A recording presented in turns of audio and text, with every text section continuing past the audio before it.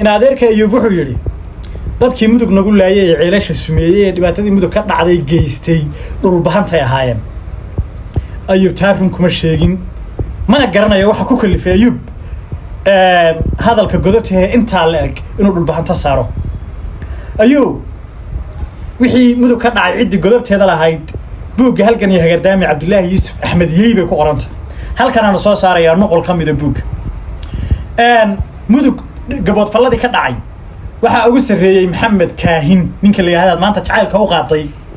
isaaq mujaahidka u taqaanay mujaahid baad u aragtaaye baataliyo gobolka mudug ahaa waxa ku xigay dhaga weyne ninka la yiraahdo gaashaan la dhexe dhaga weyne oo isna isaaq oo maanta ragga mujaahidiinta ku sheegaana baa isna kamid ahaa waxa kamid ah Cabdullaahi Askar oo gaashaan la dhexe ahaa isna isaaq waxa kamid ah Tansaaniya ninka la oran jiray oo ay SSDF ku dishay isla gobolka mudug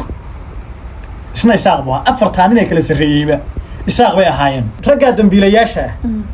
Maxamed Kaahin leeyahay dhaga weyne leeyahay Cabdullaahi Askar leeyahay Tansaaniya isaaq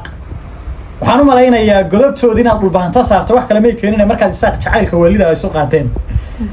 baad jeclaatiin ilaahay dambigoodii dusha dhul bahanta ka saaro laakiin ilaahay taa ka saari maayo raggaan ilaahay mar dambe intuu abuuro dhul bahanta ka dhigmaayo isaaqooday wali wada haanaya taasi waa taas soo gudub